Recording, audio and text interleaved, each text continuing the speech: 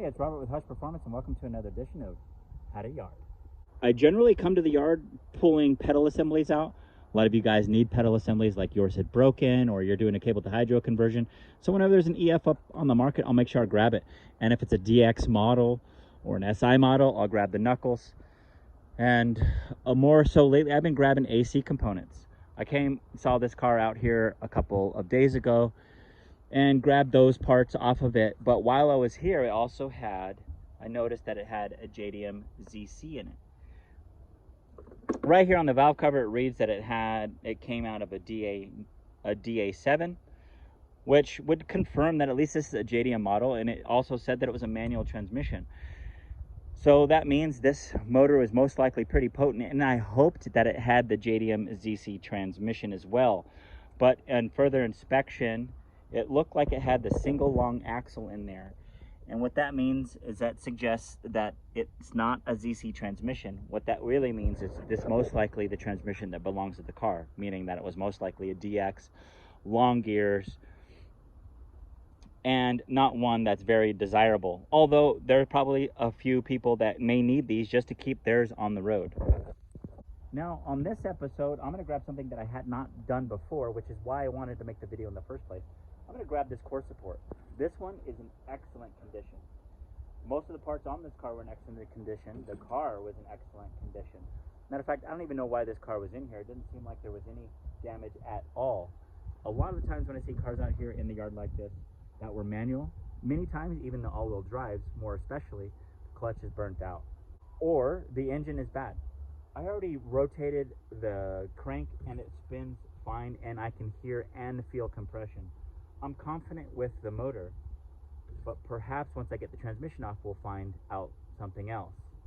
But covering the core support, it's completely straight here. So anybody who's wrecked their car, or this is all cut up or damaged out, you might want something like this. And this doesn't unbolt. We're actually gonna have to cut this from the chassis.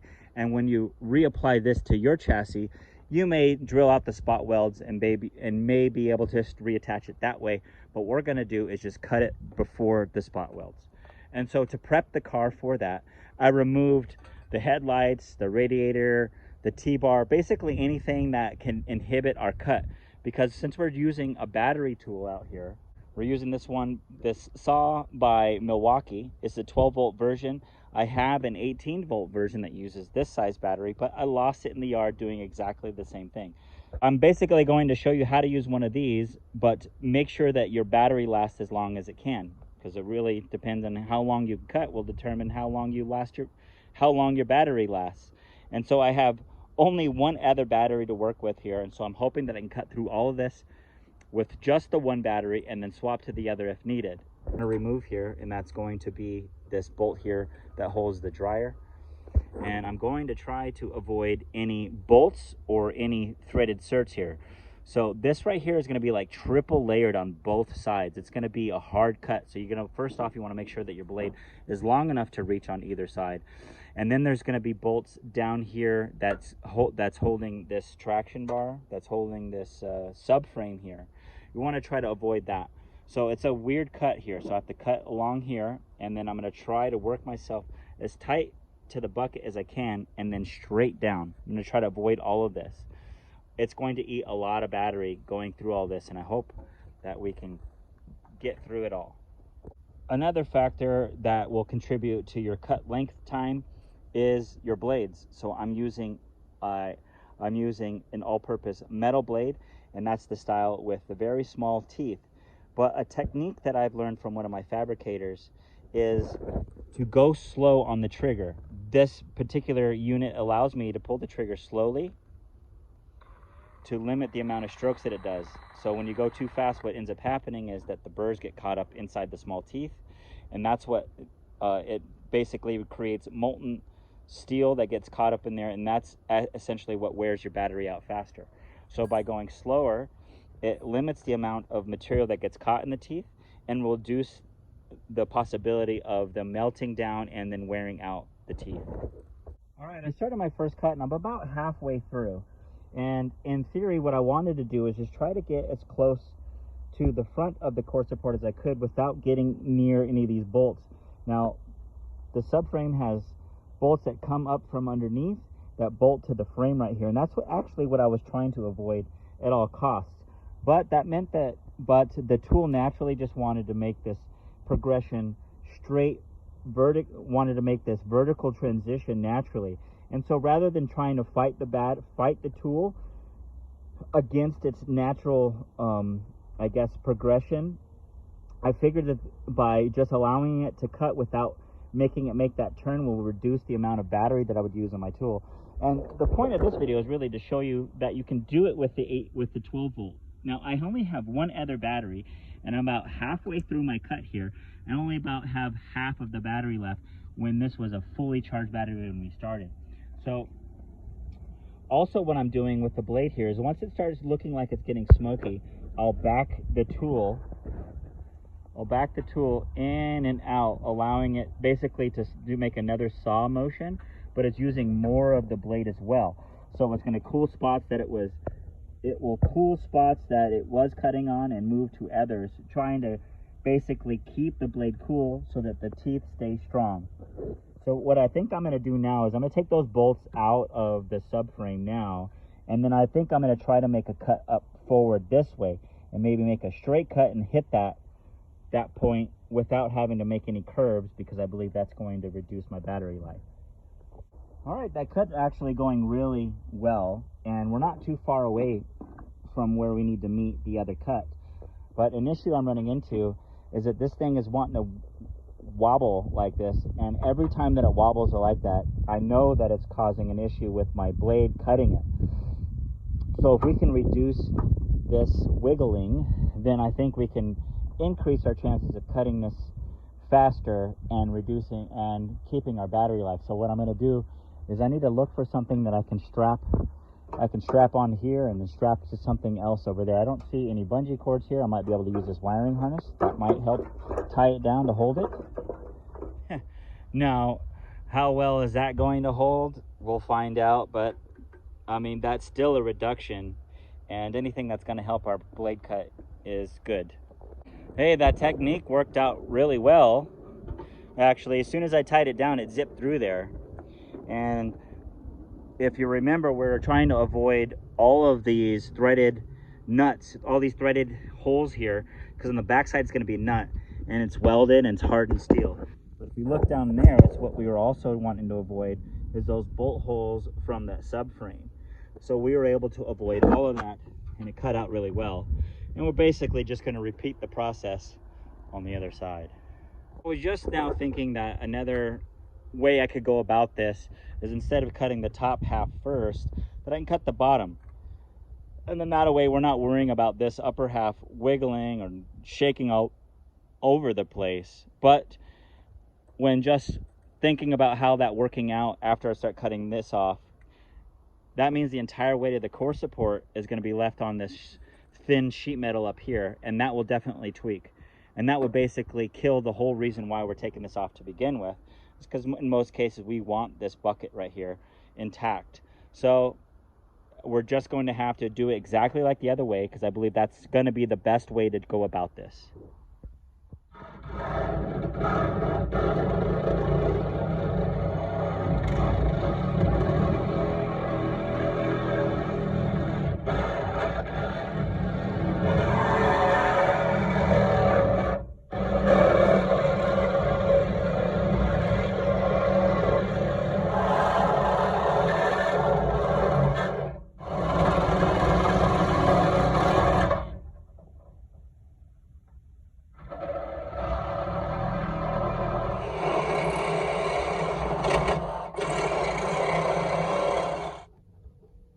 So it's so heavy that now it's fighting against me.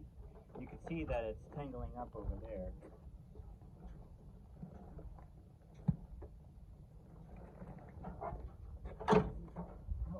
Hold it up.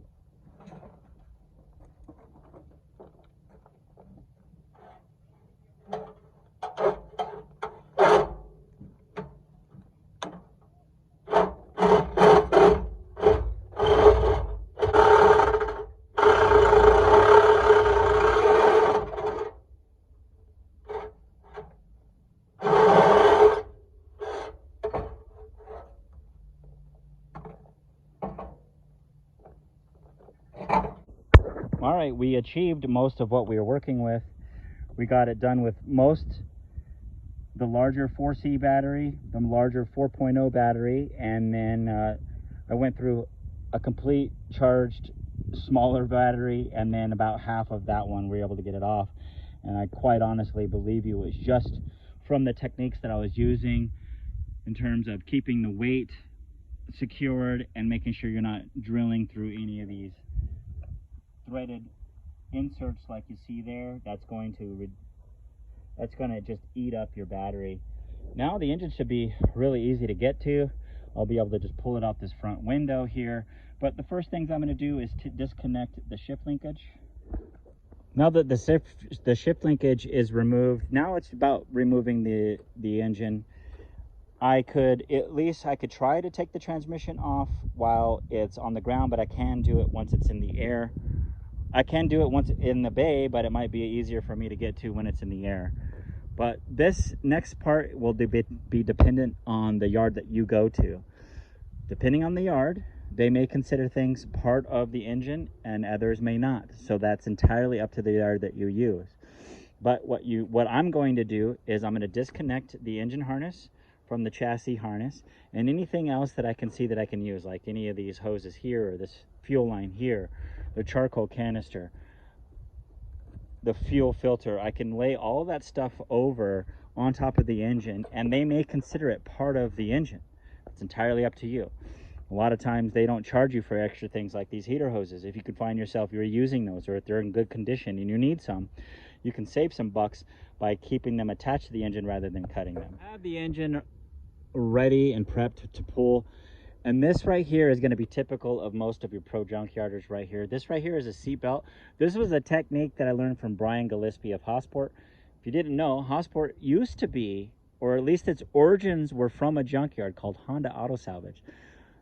Now, whether he learned this technique from them or not, this is commonplace. So after he showed me, I noticed that most of the regulars that are pulling engine are doing exactly this. This right here is a seat belt.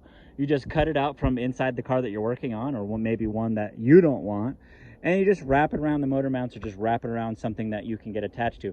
Because the hoists that are here, if you're fortunate enough to have a yard that has a hoist, they're just going to have this hook here. And so unless you brought your own chain, how else are you going to grab the engine? So the engine's ready to come out. I'm going to pull it out with the transmission and then just disconnect the transmission here, and hopefully I'm going to see a burn-up clutch. In the beginning of this video, I mentioned that it was a JDM ZC, which is really the whole reason why we're pulling this motor to begin with. But I was hoping that it also could mean that there was a ZC transmission in there. A ZC transmission means it's got really short gear ratios, and some ZC transmissions even came with LSD. A problem that we have here with these older generation transmissions is that they're all considered L3s. So you virtually have no way of knowing what transmission this is in there without either counting gears or turning the differential. But one quick way to see if there is an LSD is to look to see if you can see right through the diff, and there you can see the spider gear, which means it is not a ZC transmission.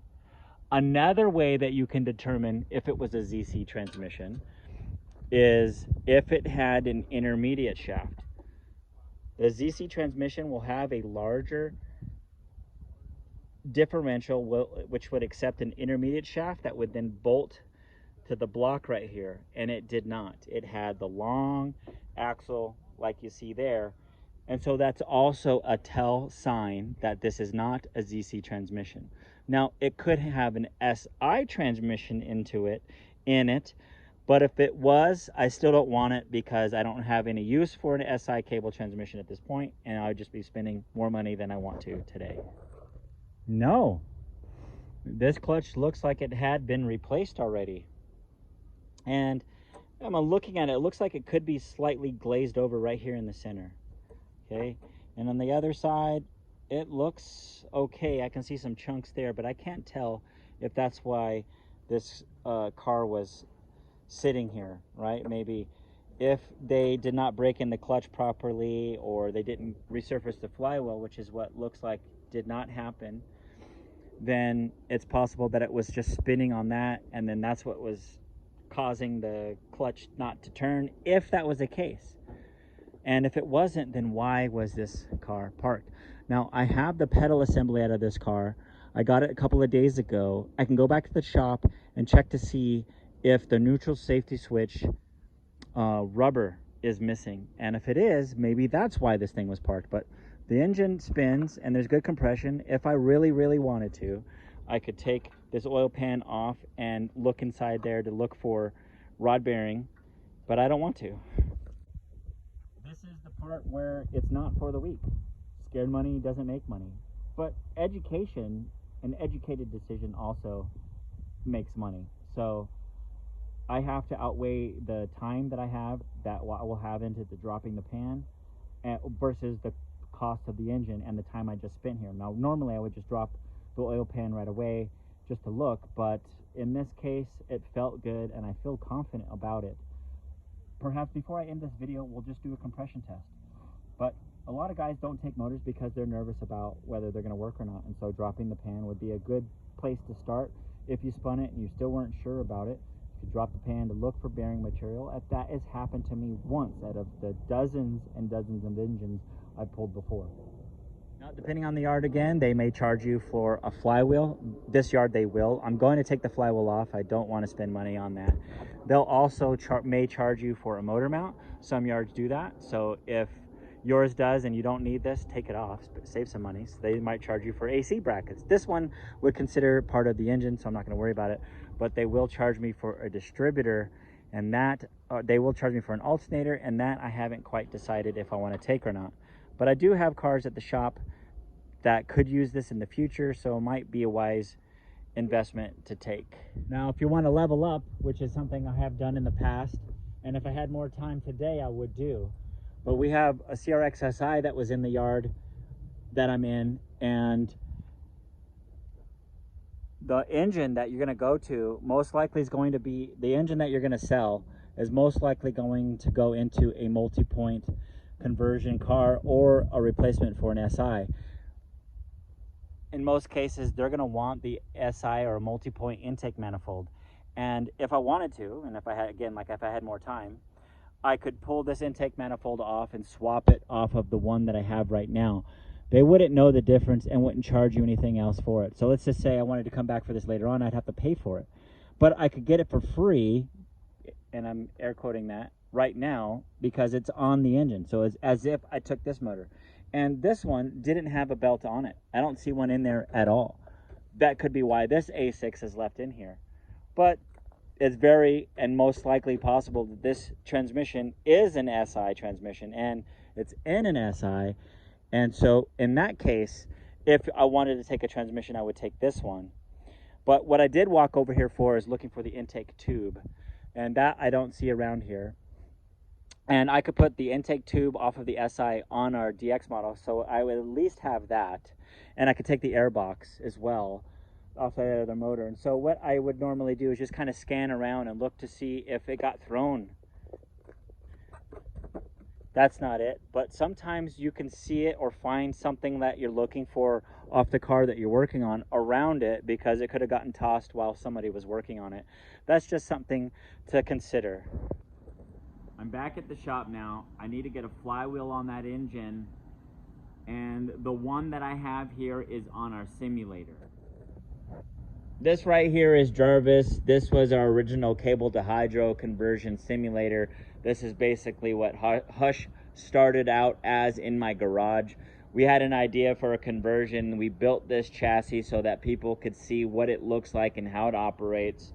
I used one of the single cams that I blew up off of our race cars, and then I had several different types of transmissions that I would bolt on here, one being a cable L3 transmission.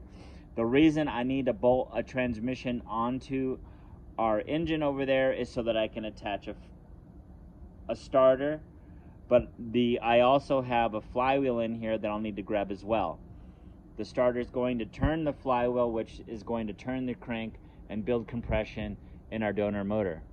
And while we're on this topic of this L3 transmission, this bracket right here from the factory, there's a steel stamped part that typically breaks in the EF. So if you can't find a used one, what you're looking at here is a prototype version of our billet aluminum replacement mount that will go here. They're currently in production, and hopefully by the time you see this video, they'll be available. We pulled the plugs out, and I don't see any indication that the valves have dropped or it's skipped timing. They actually look really good. This one does look a little darker than the others. Maybe it was just a cylinder misfire. It's hard to say. This was the pedal assembly out of this car, and as I had mentioned before, it could have been a neutral safety switch issue, but the switch was intact. It looks like the plug was in there. And that rubber boot right there, it typically disintegrates over time, but it's there. And it made complete contact, so that wouldn't be an issue for starting. I've mentioned many times in my How to Yard videos that many of the vehicles that the pull yards get come from tow yards. Tow yards get their inventory for a number of reasons. Could be unpaid parking tickets, could be an unpaid balance. It could be a family member died and the car was abandoned. The number of reasons why tow yards end up with them. The tow yards just bring them to the salvage yard just to sell, to get them off of their lot so they can bring more cars in. So it doesn't always mean that the car was in an accident, or that the engine doesn't work, or the transmission doesn't work. Could be one of those factors there where the car was left unabandoned. The car was left abandoned, or somebody lost the title. So we're going to start a compression test on this engine now. Another common question I get is, how do I even do a compression test outside of the vehicle? I'm using a battery jump box with the positive terminal is attached to the stud end of the starter. Next to it is a spade connector I just pulled off of a random engine harness.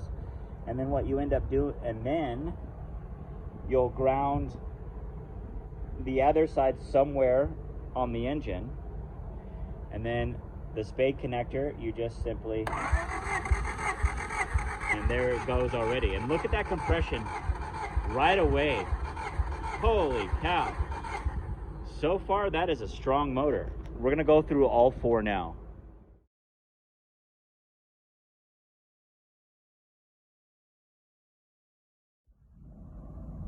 Well, as you can see, we had a strong motor across the board, and that basically speaks to my point. Scared money don't make money. Worked out. This motor is very healthy. It almost makes me want to keep it for myself. I do have 3 other ZC engines here. Both of them were missing timing belts when I got to the car, but I don't know that they were actually broken timing belts. It looked like they cut the belts trying to get to something else.